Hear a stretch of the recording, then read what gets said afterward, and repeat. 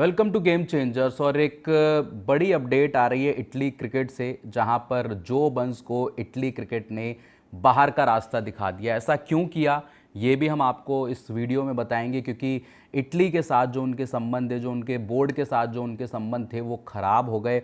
मैं आपको बता दूं, जो बंस जो कि इटली के कप्तान थे और उन्होंने अपनी टीम को T20 वर्ल्ड कप के लिए क्वालिफाई भी कराया, लेकिन अब वो अपनी टीम को रिप्रेजेंट नहीं कर पाएंगे क्योंकि इटली क्रिकेट बोर्ड ने उनको बाहर कर दिया, उनकी टीम से जगह छीन ली। और ना सिर्फ जगह छीनी बल्कि जो उनके कॉन्ट्रैक्ट थे वो भी रद्द कर दिए। ये जो बंस कौन है ये आपको बता देते हो। जो बंस ऑस्ट्रेलिया के पूर्व खिलाड़ी हैं, जिन्होंने ऑस्ट्रेलिया के लिए 23 टेस्ट मुकाबले खेले, 6 वनडे खेले और टेस्ट में उन्होंने 1400 से ज़्यादा रन लगाए।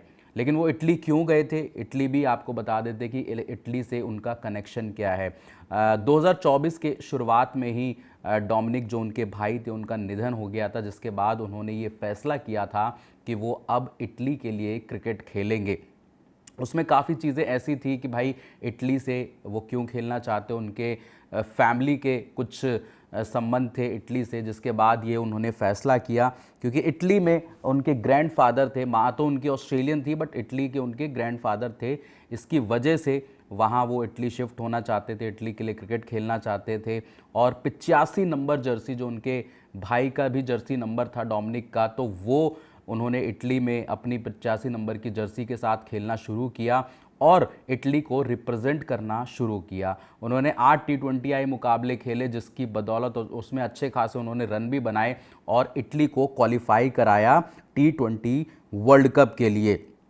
तो ये कुछ चीज़ें ऐसी थी जिसको देखकर ऐसा लगा कि भाई अब यहाँ से इटली जो है T20 वर्ल्ड कप में अच्छा करेंगे। और ऑस्ट्रेलिया के लिए जब जब उन्होंने खेला, ऑस्ट्रेलिया के लिए अच्छा किया। मैं ऑस्ट्रेलिया के आंकड़े भी आपको कुछ उनके बता देता हूँ कि भाई उन्होंने ऑस्ट्रेलियन टीम के लिए क्या कुछ चीज़ें सेवाएं दी। उन्होंने 23 मुकाबले खेले ऑस्ट्रेलिया के लिए टेस्ट में और 1442 रन उन्होंने ऑस्ट्रेलिया के लिए किए। हाईएस्ट स्कोर उनका 180 रहा। 36 की एवरेज के साथ वो ऑस्ट्रेलिया के लिए खेले थे। 4 उन्होंने सेंचुरीज भी जमाई थी। और ये बताता है कि उनका 36 का एवरेज मतलब ठीक ठाक, आज की डे एंड क्रिकेट में 36 का एवरेज काफ़ी अच्छा माना जाता है। बंस के नेतृत्व में इटली ने भाई 2025 का जो यूरोपियन क्वालिफायर्स होते हैं, जहां पर टीमें क्वालिफाई करके आती हैं, यूरोप से 2 टीमें आनी थी, जहां पर इटली को उन्होंने पहली बार T20 वर्ल्ड कप जो 2026 में होना है उसके लिए उन्होंने क्वालिफाई करा दिया। ठीक है। और ये भी था कि भाई अब इटली क्यों गए, क्या हुआ क्या नहीं हुआ, ये भी मैंने आपको बता दिया कि उन्होंने अपने भाई को एक तरीके से कहते हैं ना कि श्रद्धांजलि देने के लिए उन्होंने ये फैसला किया। और उनकी जो माँ की विरासत थी इसलिए भी वो वहाँ से जुड़े। बंस इटली के लिए खेलने का फैसला उनके भाई की वजह से, क्योंकि जर्सी नंबर 85 जो उनके भाई का जर्सी नंबर था वो पहन के वो इटली के लिए खेले। उन्होंने 8 T20I मुकाबले खेले, जिसकी बदौलत उन्होंने वहाँ पे रन्स बनाकर इटली को क्वालिफाई भी कराया। अब हाल ही में जो उनके लिए न्यूज़ आ रही है वो क्या आ रही है, अब उसमें क्या है कि इटली जो क्रिकेट बोर्ड है उन्होंने उनके कॉन्ट्रैक्ट को लेकर कुछ चीज़ें बताई हैं कि भाई उनको बाहर क्यों किया गया, क्या रीज़न थे।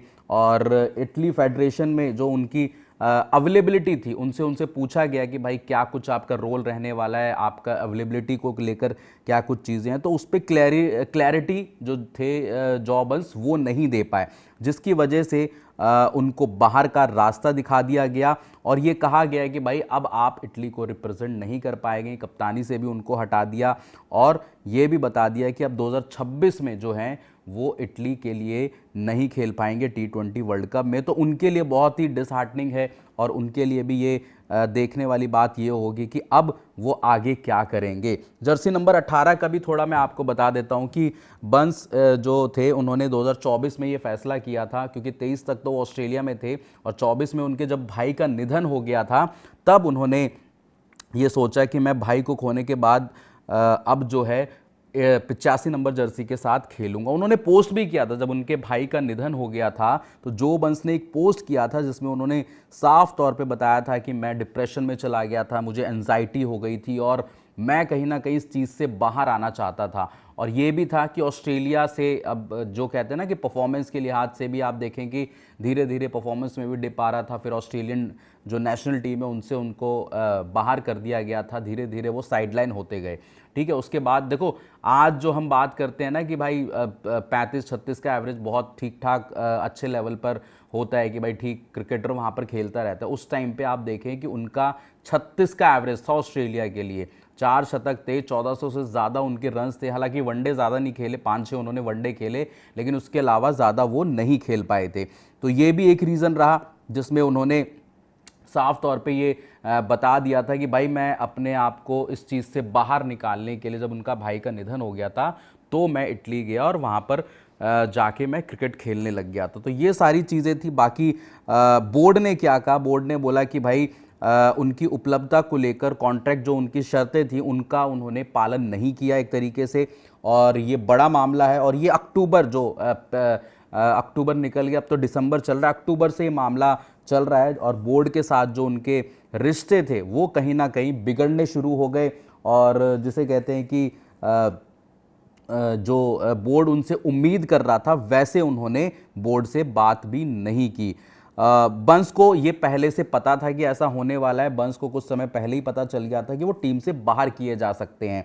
मैटसन नाम पहली बार नवंबर के आखिर में एक प्रेस कॉन्फ्रेंस जो इटली क्रिकेट बोर्ड की तरफ से होती है, जहां पर ये बताया गया कि इस तरीके की चीज़ें चल रही हैं। बंस ने इटली के लिए 8 T20I मुकाबले खेले और एक शतक भी मारा है, बाय द वे आपको बता दूं, एक शतक मारा है और एक अर्धशतक लगाया है और 45 की उनकी एवरेज रही और 140 के स्ट्राइक रेट से जो बंस हैं वो जो इटली है, इटली के लिए वो खेलते रहे। और क्वालिफायर्स जो होता है ना कि भाई अब तो देखो 20 टीमें होती हैं, तो कुछ यूरोपियन देश से भाई आती हैं कि वहाँ से उनको खेला जाए। 2 टीमें वहाँ से आनी थी, जिसके बाद ये उनकी परफॉर्मेंस ने कहीं ना कहीं इटली को आगे का रास्ता दिखाया, आगे उनको क्वालिफाई कराया। और ये बताता है कि भाई वो कितने बड़े क्रिकेटर हैं और कितनी उनके अंदर एबिलिटी है टीम को लीड करने की। और ये भी बताता है कि रीजनल क्वालिफायर में आप ये देखें कि उन्होंने अच्छे मुकाबले खेले और अच्छी परफॉर्मेंस देकर इटली को 2026 वर्ल्ड कप के लिए क्वालिफाई कराया। तो ये जो फेडरेशन है, इटली क्रिकेट फेडरेशन, FCRI के नाम से है, जो आयरलैंड के खिलाफ जो सीरीज़ जो हुई थी उसको लेकर भी जो बातें थी कि भाई इस तरीके की चीज़ें चलने वाली हैं। तो ये मुझे लगता है कि जो FCRI है, जो जिसे बोलते हैं ना कि इटालियन क्रिकेट फेडरेशन जो आप बोल सकते हैं उसको, और उन्होंने ये फैसला किया कि अब जो है जो बंस को थोड़ा सा आप साइडलाइन कर रहे हैं, क्योंकि उसके पीछे रीज़न आपको मैंने पहले भी बता दिया, अब भी बता देता हूं कि भाई क्या रीज़न रहा। क्योंकि खबर जो थी जो बंस के लिए वो अच्छी नहीं थी और उन्होंने एक तरीके से 2-3 महीने से ये मसले चल रहे थे। जो बंस को इसका अंदाज़ा लग भी चुका था, क्योंकि लगातार जो फेडरेशन है वो उनसे बात कर रहे था और ये तालमेल करने की कोशिश कर रहा था कि आपकी जो अवेलेबिलिटी है उसको लेकर क्या कुछ चीज़ें रहने वाली हैं।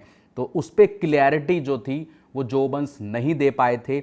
और ये कहीं ना कहीं उन्होंने जो इटली की जो फेडरेशन है क्रिकेट की, उन्होंने ये फैसला किया कि अब जाके इनको हम टाटा बाय बाय कहेंगे, क्योंकि ये उस पर जो वर्ल्ड कप के लिए जो उनके 2026 के प्लान्स हैं वो कहीं ना कहीं नहीं बता पा रहे थे। और ये भी एक बताता है कि यार उस क्रिकेटर के साथ जो इतने कुछ समय में आपने देखा कि लगभग 10 साल का जो पीरियड रहा उनका क्रिकेट का, वो काफ़ी मुश्किलों भरा रहा। क्योंकि 2014 आप सभी को मैंने बताया कि भाई वहाँ से उन्होंने डेब्यू किया ऑस्ट्रेलिया के लिए, आयरलैंड के खिलाफ उनकी सीरीज़ थी, डेब्यू सीरीज़, जहाँ पर उन्होंने डेब्यू किया था।